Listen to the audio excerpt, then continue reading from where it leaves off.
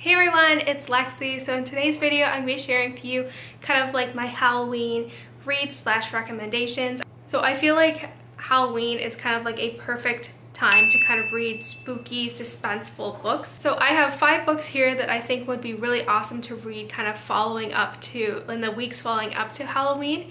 So without further ado, let's get started. So the first book that I have is The Diviners by Libba Bray, and I read this book a couple years ago, a couple summers ago, and I loved it. So I found it to be very spooky, and it does kind of have a paranormal aspect to it, but basically it takes place in New York during the Roaring 20s, and we follow this girl who kind of like follows kind of like these group of people that kind of have these powers, and they're called like diviners. Like you can like touch something and know like who the owner is and the story and the history of it and like all that stuff, or like they can like dream walk, which is really interesting. But while this is all going on, there's kind of like a paranormal force, like paranormal person kind of coming around and like causing havoc, and he's gonna wreak destruction all over New York and the world. So this, I think it's best to kind of not go into the book not really knowing too much. So that's why I was kind of like vague.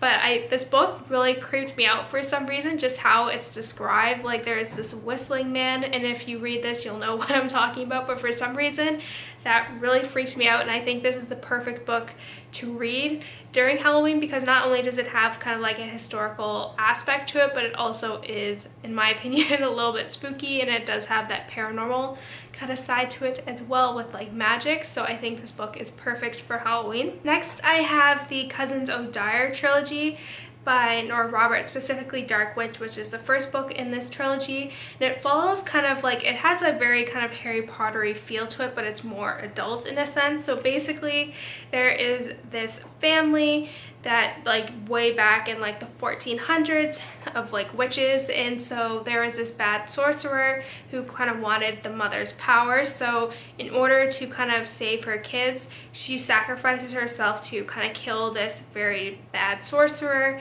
but she ends up killing herself in the process, but not him as well, like fully. So he's kind of been haunting that family for centuries and centuries until kind of like the kind of original 3 come together again. So this is where this book takes place, where all the cousins have come together and they kind of fight against this dark sorcerer for like put an end to it once and for all. But what I really like about it is that each book follows one of the 3 cousins, and so you gotta get to know each cousin by themselves and their different perspectives. And it also kind of takes place in Ireland, which is really neat. So I really like kind of seeing that. And then each witch has their own like animal companion, which I thought was really kind of neat, but it gave me a lot of Harry Potter vibes. So I don't know, I think this is a really good like Halloween read with like witches and like bad like sorcerers and all that. So I think this book is very like would be a really fun read for Halloween. Next I then have the Gemma Doyle trilogy by Libba Bray, and the first book being A Great and Terrible Beauty. So I read this book, oh my goodness, I think in grade 10 in high school. So it's been a very long time since then, but what I remember of it, I think it kind of deals with like it takes place in Victorian England, and when her Gemma's mother is brutally murdered, she ends up being sent to like this like boarding school where she kind of discovers that she has these powers and she can like travel into a different realm. From what I remember, it's been a long time, but I think this is a really good series to get into. I don't hear a lot of people talking about it on BookTube, because I know when I was reading it, I loved it, I was obsessed with it, and I think this is a really good kind of Halloween read as well, just because it does kind of deal with like a paranormal aspect to it, and it's kind of a little spooky. And yeah, I think it was really gripping, and also because it does take place in kind of Victorian England, you kind of get a very good atmosphere of like what's going on and like picture kind of like the styles and everything. So I think this is also another fun Halloween read. Next I have The Winter People by Jennifer McMahon, and this is a book that I read 2 years ago, and it is scary, I will say. So it follows basically like this family move into this house in Vermont, and that was really old, and it belonged to this woman who was tragically like killed basically when their daughter went missing in the like early 1900s.